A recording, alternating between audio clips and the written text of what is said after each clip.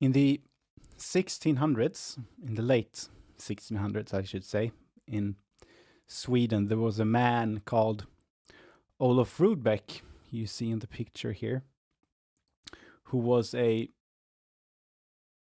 one of the biggest scientists of his day in Sweden, and even he was a very prominent scientist in the world, actually. And he was actually the discoverer of the lymph system in his time.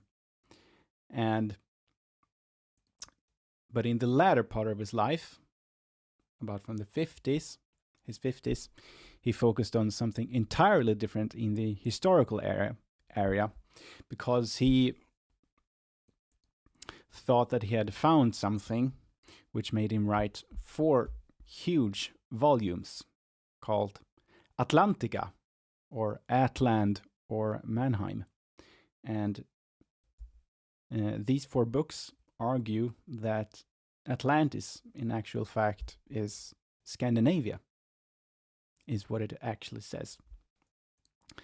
And if you have even a semblance of sanity, one of your first questions is, of course, going to be, how can that even begin to make sense? Because this goes against pretty much everything we've been taught or think we know about history today, right? So this is the question that I'm going to answer in this video series that I'm going to make, where I portion it out, this whole presentation, basically. So I'm going to show the topics that I'm going to go through with you. So first I want to talk a little bit about who I am, and the main goal of this video, what I set out to do, what I more specifically set out to answer. So I discovered this work because I basically am a conspiracy theorist, and in the historical topics, it's been mostly about Tartarian, the neurochronology of Anatoly Fomenko, right?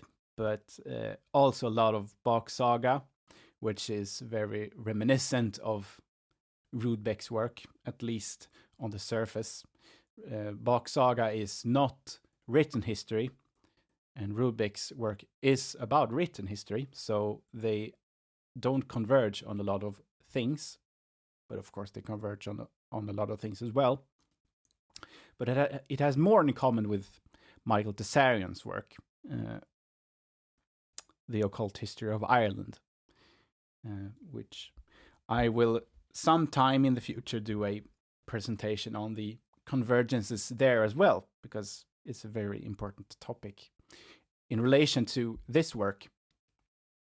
So in his work, The Occult History of Ireland, Michael Tessarian actually said something along the lines of, if you look at the occult history of your own country, that you will find the true history of the world, that the ancient mythologies are like a window into the true history of our world, basically. So if you look at the mythologies of your history, you will find, the true history of the world. So I followed his advice basically by, I think I literally Googled Sweden Atlantis just to see what came up. And lo and behold, there was a man who claimed that my hometown of Uppsala was the Atlantean capital. So being a conspiracy theorist, and also seeing that none in this space had barely even, literally not even touched this topic, right? Or barely touched it. I felt that I had to delve into this in a serious way. So I've basically put about 1,500 hours into this work at this point, over a little bit over a year now, a year and a half maybe. I've almost finished the first 2 books now, and the third one is very large, 700 pages as well, and the 4th one, unfortunately, Rudbeck died creating that work, and I think it is about 200 pages that survived, and a lot more got lost in the Uppsala fire in the end of the 1700s. And unfortunately, shortly after that fire, he died because of complications, I think, because of the fire. Very sad.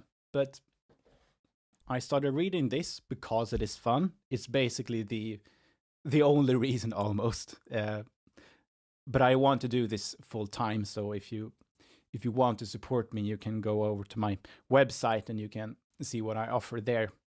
If you want to follow this and think it is fun and so forth. But I also, of course, wanted to create a debate around this, because right now there really isn't, at least not a good debate, because to the extent that this topic is even touched upon, it is from either from the point of view that it is a laughing stock, what we would today call a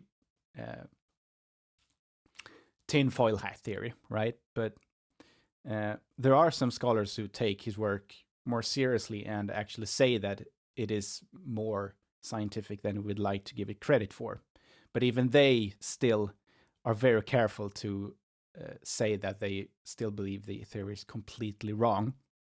And that is where I want to come in from my conspiratorial worldview and see if that actually is true. Is it really true that everything about this work is false, and that all of the ancient scholars that had this view that the Scythians were this not as scattered as we today believe, is that true? Because this is part of the tradition that treats the Scythians as one coherent peoples that spread so far and wide across the world. So I want to take that side of the debate, basically, by trying to steelman this project, I would say, because I, of course, don't want to believe everything just by reading it, and I don't. But I want to do my best in trying to understand his work and see the merits of it, trying to see how correct is this, basically. Trying my best, and basically, I guess, try from wanting it to be true. How far can I take it? This is the table of contents, the order in which I'm going to present the question, how can this even begin to make sense, right? How can Atlantis be Scandinavia? There's a lot to explain. It's a paradigm shift. So it's not going to be a short video in any stretch of the imagination. So the first part is going to be me explaining what the Gothicism is. So this is the ism that Olof Rudbeck comes out of. It is the historical worldview of the Swedish historians or antiquarians of the 1600s and a little bit further back as well. And it's basically the view that the Goths came from Scandinavia and were one and the same with the Scythians, which mirrors the view of Jordanes, right? And this was basically a nationalistic worldview. And due to this, many historians today are very skeptical of this view, which I am very skeptical of. But I will delve into this and why I believe that this view is actually quite historical when you look at how far back this tradition goes. And then one of these scholars we will look at, which I will purport to have this Proto-Gothicism, is Ptolemy.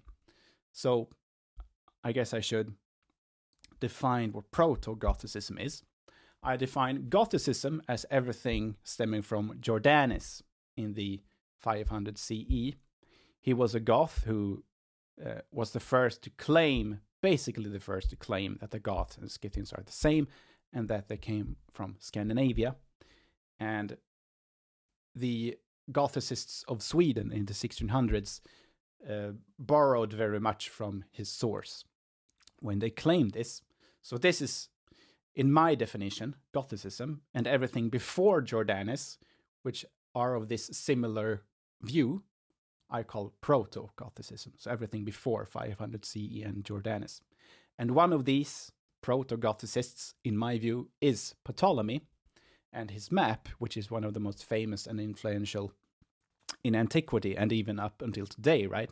Many of the placements he makes, Ptolemy and his maps, we still use today. For instance, the Cimbrians he puts in Denmark, which we today still believe that the Cimbrians are for Denmark. But if you actually look at the oldest sources older than him, they describe it as in the mountainous areas near the North Pole and the darkness and so forth. Very much more reminiscence of the northern Scandinavian areas, right? But so I will show how this map is what I call Scytho-Scandic, which is basically the same thing as saying Proto-Gothicism. It is saying the view that the Scythians are from Scandinavia, but not including the Goths in that view, which is basically what it looked like before Jordanes.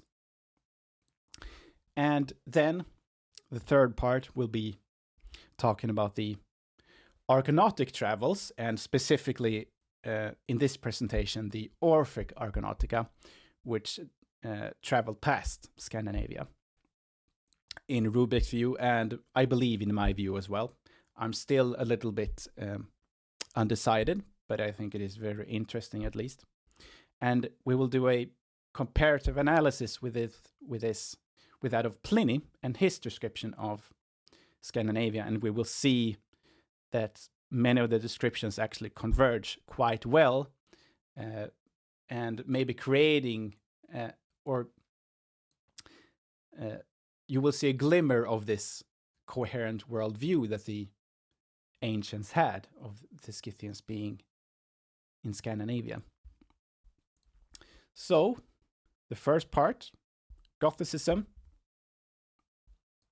It is basically the belief that the Scythians, the Goths, and the Getae are one and the same. And this is mostly from Jordanes, as I said. He basically created this tradition. And I will purport to show its true history, which I claim to be much older and vibrant than currently believed, due to this Scytho-Scandism or Proto-Gothicism, the tradition before Jordanes, which he probably borrowed his ideas from. So, his first claim, and this is all from the preface in his work, The Origin and the Deeds of the Goths. He says that the Goths are from Skansa, the island of Skansa, and most scholars today are of the opinion that Skansa is Scandinavia, for obvious reasons, the linguistic similarity. It sounds the same, right? And the Scandinavia was in antiquity seen as an island, which I will show. So he also said that the Goths were the Scythians, basically by saying that they had the same forefather of Magog, which is of course the son of Noah in the Bible, and is one of the progenitors of the European peoples in the Bible. So he quotes Josephus, but actually misquotes him, because Jordanes says that Josephus says that the Goths have the forefather as Magog, but he actually only mentions the Scythians in his work. So it is actually a misquote, but this is just to show that this is what Jordanes believed, and this whole presentation will be a show why he believed this and what this belief comes from in the first place in the Proto-Gothicism. And he said that the Goths and the Scythians are the same as the Getae, which is they were the neighbors of the ancient Greeks in Thrace. And he said that I condense in my own style in this small book the 12 volumes of the Senator Cassiodorus on the origins and the deeds of the Getae, as you see. He calls the Goth Getae, thereby implying that they are one and the same. And this Cassiodorus is, of course, one of the this is the work that he bases his work on, and this work is unfortunately lost today. The official explanation is that it was for political reasons. You can, of course, speculate that it was for conspiratorial reasons, but I actually have no clue. So this is basically the normal conception of Gothicism, that it started with Jordanes in the 500 CE. Jordanes himself was probably a Goth, and he wanted his people, the Goths, to have an honorable history. This is what is usually said about him, that this is why he wrote this work. He wanted to give his people a glorious and important past. And then it went about almost 1,000 years until the Swedes needed their empire to have a glorious past, just as their present was kind of glorious when they expanded their territories. So they kind of needed a casus belli to continue warring, and an explanation for why they were so large and big and glorious and so on and so forth. And why they created this propaganda and leaned on Jordanes' ideas. This is normally how it is basically conceptualized. I might do a straw man here and there. It's important that you look at this for yourself and what the scholars say for themselves, and not just listen to me. But this is my understanding of what is usually believed about it, or how it is painted. So it is mostly believed to be based on wishful thinking, right? Or at worst even that it is deliberate empire propaganda, which I actually am not just against, but I totally believe this myself, that of course an empire and a state that puts out a teaching or history, of course, is going to act in its own self-interest. I mean, that's just how human nature works and how states work. But my contention is that just because you work in your own self-interest doesn't mean that you necessarily have to do mental gymnastics and lie and do propaganda to work in your own self-interest. You can, of course, still be historical and base your opinions and findings on the older historians, which is what this tradition does, and what we have abandoned today, basically, in modern historiography. We don't believe the ancient historians. We basically discard their opinions and say that they are biased or wrong or lie or something like that. So this is my contention, that maybe we should believe the ancient historians more than we do today, basically. So this is my own conception of Gothicism in the Proto-Gothicism, which I actually call more Scytho-Scandism, because it is the belief that the Scythians are, it is the descriptions of the Scythians as Scandinavians, older than Jordanes. So all of these sources describe the Scythians being in Scandinavia, and they are older than Jordanes, and some of these are some of the most prominent scholars of their time, indicating that this is quite a popular and widespread tradition, which is why I believe that Jordanes probably just did a continuation instead of creating Gothicism. He basically just morphed it into its own thing by including the Goths. And I will do a presentation on its own on the descriptions of the Goths and the Scythians, and how the historical descriptions of them converge very much, so that you can actually see that, of course, they are one and the same. They have the same history. But let's look at these sources and what they say, beginning with the earliest of Ephorus, which is quoted in Strabo. In 350 BC was when Ephorus lived. So, I will get to this soon. So the main goal of this video is to warrant research.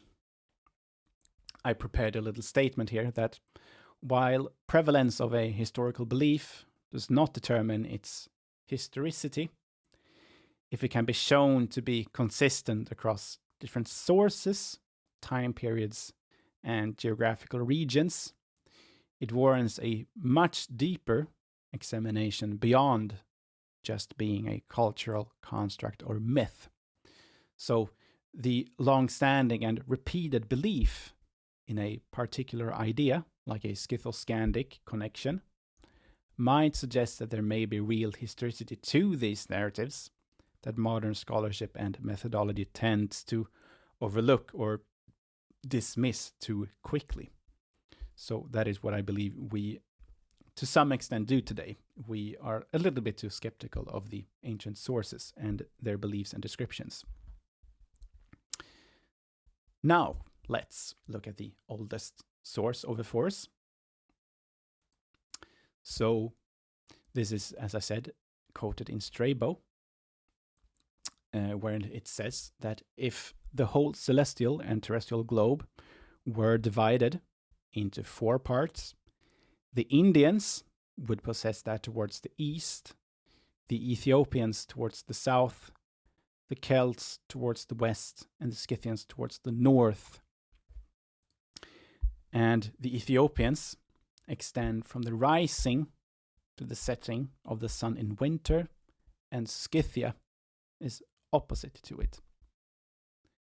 And so this description comes from 300 BC, and it is a simplification of the peoples, where the Scythians are in the north, as I said, and the Ethiopians in the south. And it is said that the Scythians are opposite to the Ethiopians. So where is this setting to the rising of the sun in winter? Ephorus was a Greek. So if we look at the setting of the sun rising to the setting of the sun in winter for the Greeks, this is what it looks like.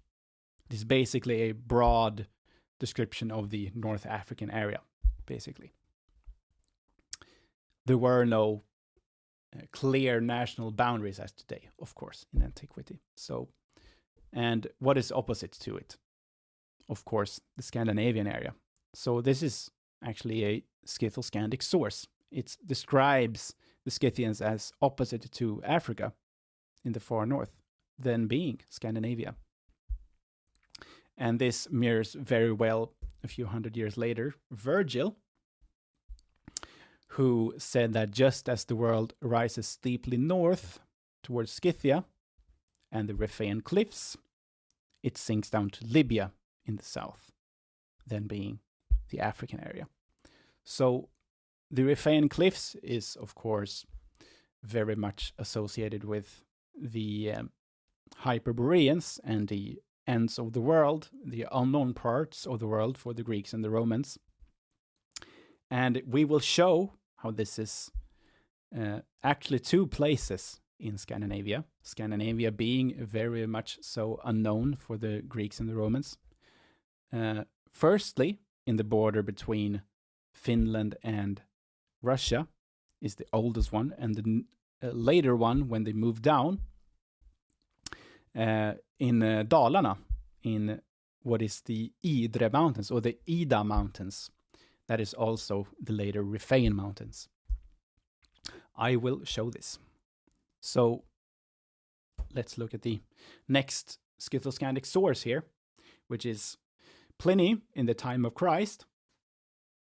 And this is actually quite clear Scytho-Scandic work. He is quite expressive in his description of the Scythians being in the Baltic area. He describes it this way several times in his work. So, for instance, he says that from the extreme north to northeast, from the extreme northeast to the point where the sun rises in the summer is the country of the Scythians. So he was an Italian, and straight up north from Italy is, of course, the extreme north, then you arrive at the northern parts of Scandinavia. And the sun rising in the summer in Italy is this part here.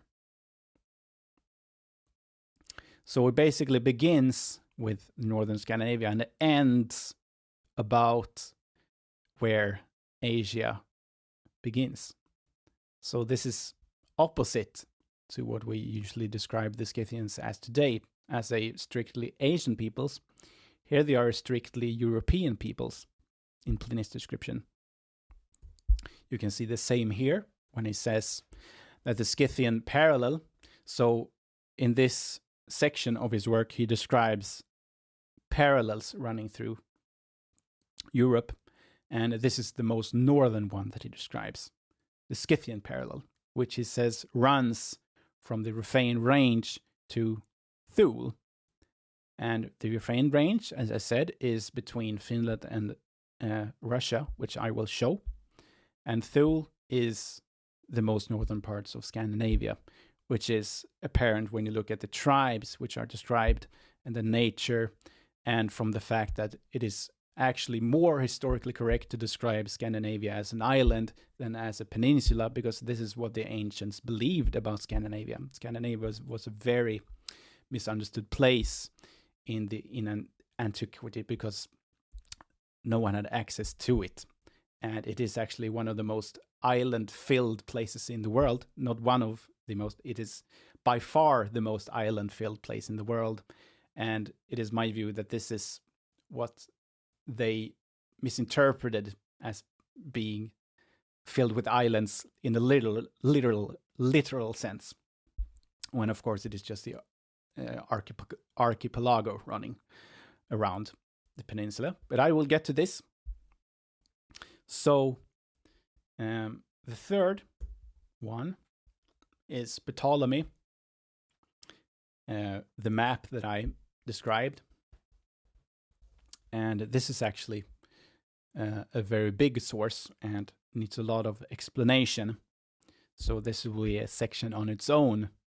This, what I purport to be a Scytho-Scandic source, 100 CE, 100 years after Christ, Claudius Ptolemaeus.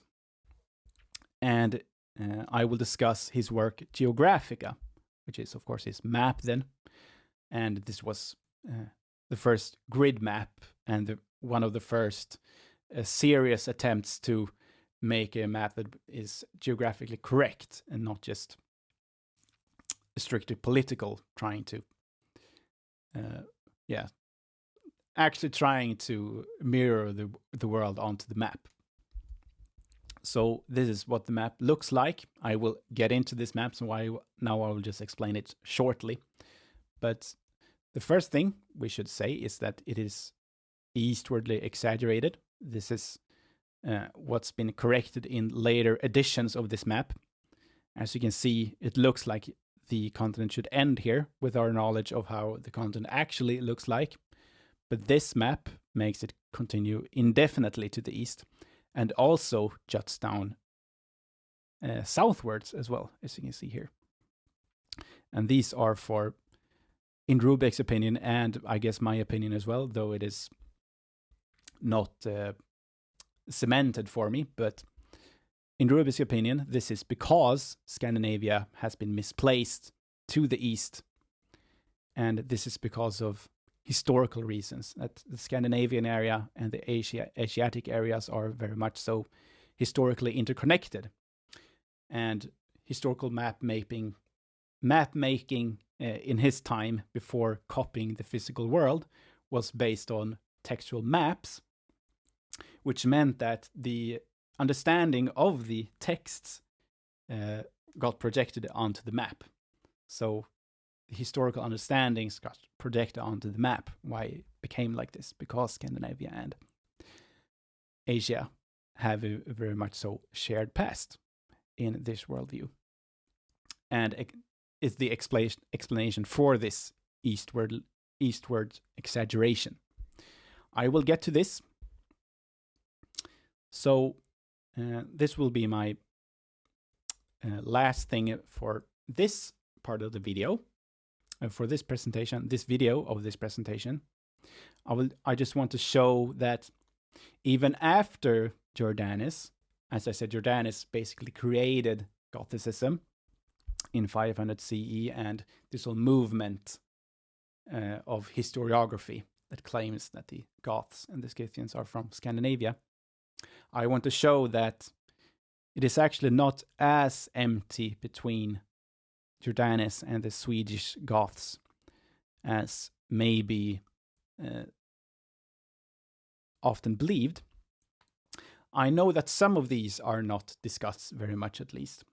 I do not know exactly to what extent scholars say that this tradition is vibrant between these two, but it's definitely so that it became more vibrant with the Swedish Goths.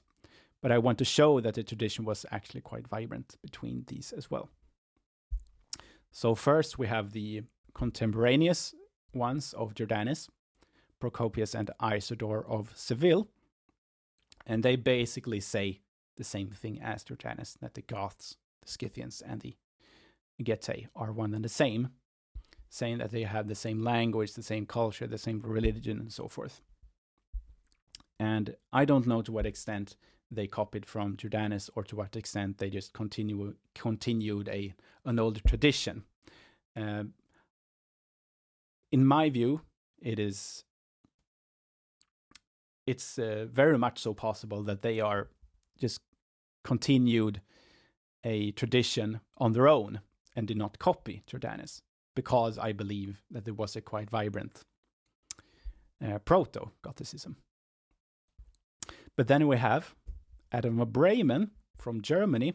Germany is actually the most Gothicist country outside of Sweden and Scandinavia is Germany. So 500 years after Jordanes was Adam of Bremen, 1000 CE.